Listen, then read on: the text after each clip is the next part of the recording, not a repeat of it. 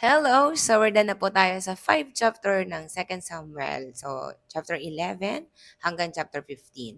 So, before that po, nais ko pong malaman kung taga saan po at hanggang saan naaabot po itong ating Bible reading. So, you can comment below kung taga saan po kayo. It brings some motivation to me to do this mission, to bring some inspiration po sa online space. So, let's go back to our highlights. So, dito po, ang story po dito ay yung time na nagkasala po si David.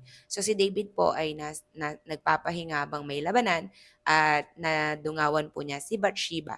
So ito pong magandang babae na to ay si Bathsheba. And tinanong niya kung sino yon at pinatawag po niya at sinipingan. At nung time na yon ay time po ng paglilinis o kakatapos lang ng paglilinis ni Bathsheba. Yun po ay yung panahon na pagkatapos po nilang niregla ay naglilinis po sila.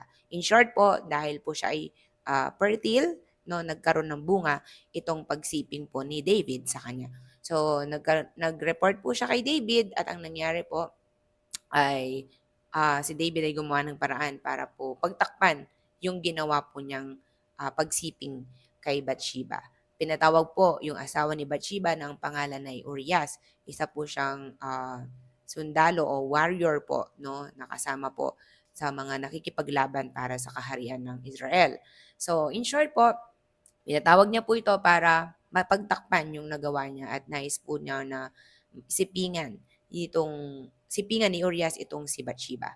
Ngunit kasawayang palad po, napakatapat po ni Urias at hindi niya po ito ginawa. So ang nangyari po ay natulog po itong si Urias, no, sa labas ng kaharian kasama ng mga bantay. So in short, nag-fail po. Pangalawa, nilalsing na naman po niya at hindi rin po ulit nagsiping o sumiping kasi po, ang sabi po ni Urias, hindi niya magagawa na magpakasarap, no? Habang ang mga kawal o ang mga kasama po niya ay nakikipaglaban.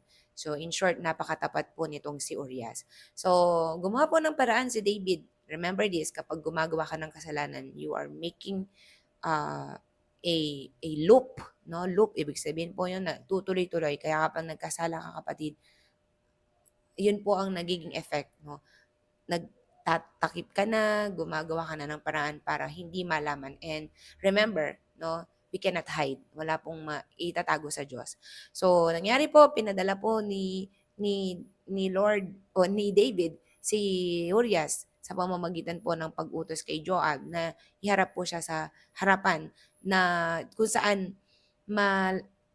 mainit yung labanan. At kasamaang palad yung balak po ni David na ipapatay siya nang hindi man